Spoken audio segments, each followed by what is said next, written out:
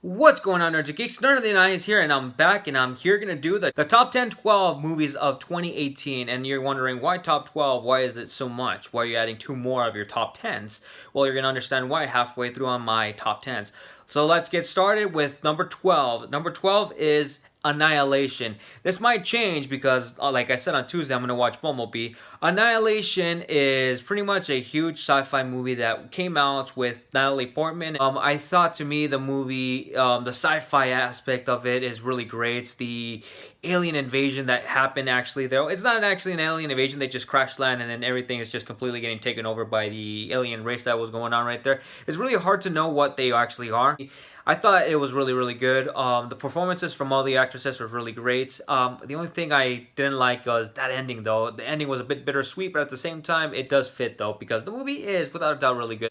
For number 11, I will give A Simple Favor. Blake Lively in this movie was really, really twisted. And man, oh man, sure. How the way she controlled this movie and how the way she controlled herself in it, oh man. She is a bit of a twisted person in this movie, and halfway through with the movie, you're going to understand why.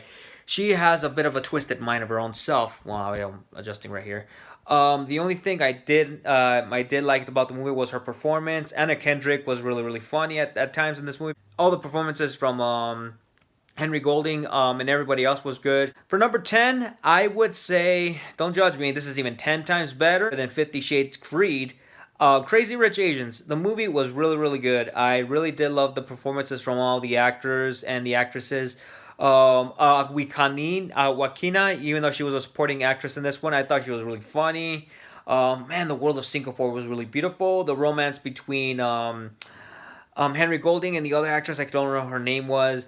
I thought their performances were really good. It carried the film. The mom, though, she was a bit of a bitch, though. And yeah, I really did love how the way this movie was filmed. The romance, everything about that. It's even way better than freaking Twilight, without a doubt. Even better than 50 Shades Darker, so... As for number 9, it is very overlooked. And what sucks is that nobody even bothered watching it. And what sucks, too, is that it didn't even got released in October. They released it till November, and I thought that was a stupid move. But anyways... Overlord. Overlord was, to me, in my opinion, a really good war action zombie movie. And, or should I say, a Call of Duty, Battlefield, Resident Evil, Wolfenstein kind of edition of a movie. It felt like a video game movie, but it was actually not. But to me, it kind of did, in my opinion. I really did like it. Man, the zombies and how the way those monsters looked like, they were really, really good.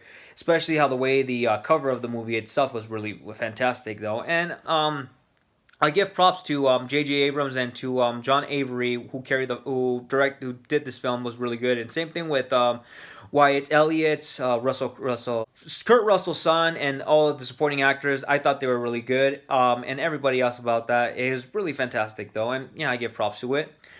And here's the reason why I gave this a top 12, and here it is, and this is where it begins. Number 8. Aquaman. Aquaman was without a doubt one of my favorite DC movies of this year, even though it's like the only one that got released.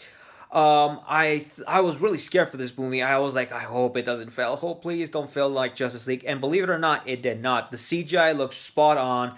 Black Manta looks absolutely amazing. Orm looks really cool though, even when he was in his battle suits and stuff like that. Jason Momoa as Aquaman was really great. Amber Heard as Mara was really great. Everybody in this film was absolutely fantastic. The CGI, the sharks, every sea creature around the movie was absolutely amazing. And even the underwater aspects of the movie looked really great. And I thought everybody else, especially the CG team and everybody who did the creativity of Atlantis and everything from underwater does a fantastic job. And you guys deserve races because this movie got nearly $900 million as of this day. And not only that, too, wow, it broke the record and it saved the DCU once again. All thanks to Wonder Woman and now Aquaman. I just hope Shazam carries the same magic as this one because I really did love Aquaman and I can't wait to see what they're going to do next. As for number 7, Deadpool 2. Deadpool 2, to me, It's pretty much tied between the original one. I love Deadpool 2 without a doubt. Josh Brolin's performances as Cable, I really did like them. Though I was a little unsure though because I was like, how is he going to be able to handle both Thanos and Cable at the same time? And no matter what, he did manage to prove himself right, and he kicked ass as Cable. And I loved how the way he looked, even though Deadpool makes out the way how short he is instead of him looking in the comics, even though compared to that. But what mattered was the performance of Josh Brolin as Cable. Also, same thing with Domino. Zazie Beetz was really fantastic as Domino. I really did love her performance. She kicked ass and everything else.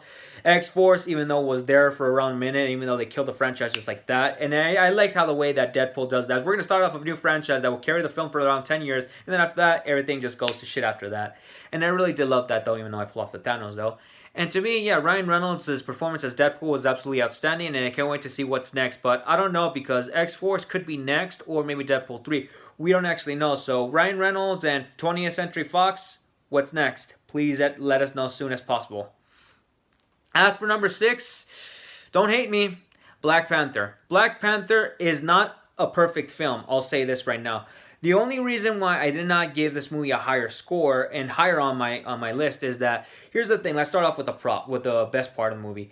Chadwick Boseman as Black Panther was absolutely amazing. The real highlight of the movie was Michael B. Jordan as Killmonger. Wow, I thought his performance was absolutely amazing, and his motivation here was not generic, but completely personal, and his backstory was really, really dark and sad.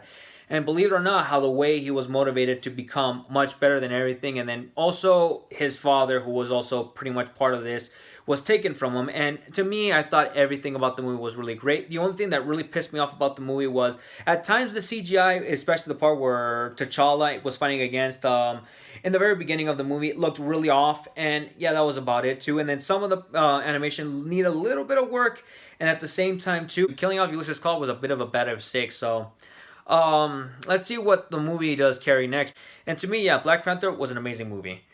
As for number 5, it's a world of pure imagination, and that it has to be Ready Player One. I love this movie so goddamn much. It's, to me, one of my favorite video game movies I have ever watched, or should I say a video game novel based on the novel Ready Player One. I gotta say, give props to Ernest Cline, Steven Spielberg, and to all the actors of this movie. Wow, the movie looks absolutely amazing. The CGI was spot on. The Easter eggs, the references to everything, to 80s, to a little bit of the 90s too. Street Fighter, Sonic the Hedgehog makes a cameo. I loved everything about it, even though there was no Mario, but at the same time, they do mention Mario Kart. Who knows? I don't know if there's going to be a sequel confirmed, but what I did like so much about this movie was I felt like a kid again when I was watching this movie. It reminded me of my childhood because we get to see so many original video games and video game characters showing up, and a bunch of Easter eggs that I really did like, especially the Shining part. That part was absolutely sick, and I did loved it a lot. But who knows? Because maybe not, we might get a sequel. But to me, I'll give props to Steven Spielberg and everybody else who worked on this film. Credit to you, all you guys.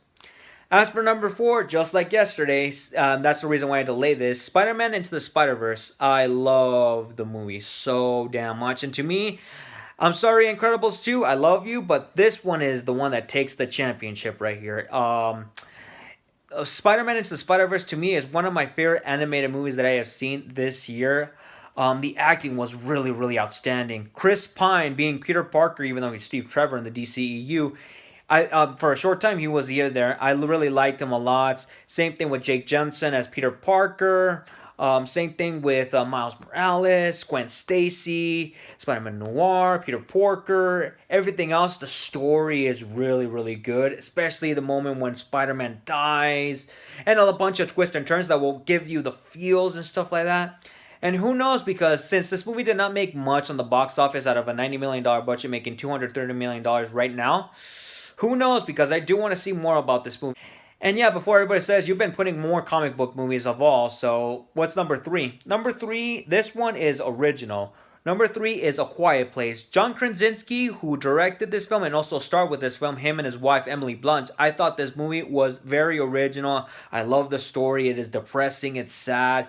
The alien invasion, though, they have to keep themselves really, really quiet throughout the film, and I thought, to me, their performances was absolutely amazing, especially the kids, though. But the tragic backstory that happens in the very beginning, though, shit, that really got to me so badly, and I was like, damn, that sucks. Just awesome about the movie. The only thing I'm a little mad about is that since this movie did really go out in the box office on a $9.8 million budget, and it made like nearly, I think, $200-300 million in the box office, they want to make a sequel. Who knows? Because as long as it succeeds, I'm there. Because, I don't know, make a sequel, something that was outstanding in the very beginning, they want to expand it even more. I'm scared for that, so let's see how it goes. These two were one of the most difficult decisions that I have to make in my life, and I have to go with this. Mission Impossible Fallout. Mission Impossible Fallout, to me, this is one of the best action movies that I have seen in the summer of 2018. Tom Cruise, you are one crazy mother effer, dude, because, man, you were driving a helicopter in the mountains with you and Henry Cavill. Driving through traffic in France was absolutely intense and satisfying. You jumping off the building and at the same time breaking your leg, and you're still going on with the broken leg. But even though you have to take a break with that because you have to come with that, and you recover really fast in order to finish the film. The Halo jump, everything in the stunts of this movie was absolutely fantastic. The story was a bit generic, but at the same time, what I did love more is the performances by everyone, and I mean everyone. Henry Cavill in this movie as the supporting actor was really, really good. Man, at least here he gets even much more better work because, no offense, I love him as Superman, but seeing how the way everything is going down for him, I just hope he does manage to come back for Shazam to cameo for that. To me, who knows, because I don't even know if this is the final chapter of the Mission Impossible series. Let's see if Tom Cruise wants to make a 7th one, but I think here where it ended, I think it's absolutely perfect. But who knows, because this movie did really well in the box office, and to me, this is one of the best Mission Impossible movies that I have seen thus far, man, because it is one of the best ones. And 97% on Rotten Tomatoes, that's absolutely ludicrous, and it deserves to be at that point. I'll put in here my honorable mentions, and I'm going to make this one fast. A Star is Born. Never had a chance to watch it, but I heard it was really, really good. Creed 2, same thing. Damn it. Wreck-It Ralph Breaks the Internet. I never had the chance to watch it, but I heard it was really good. Same thing with that. Bohemian Rhapsody. I really loved it a lot. Bumblebee. Tuesday. All right, number 1. It is obvious, and it is completely the right mark. Crap. Avengers Infinity War. Come on, what do you guys expect?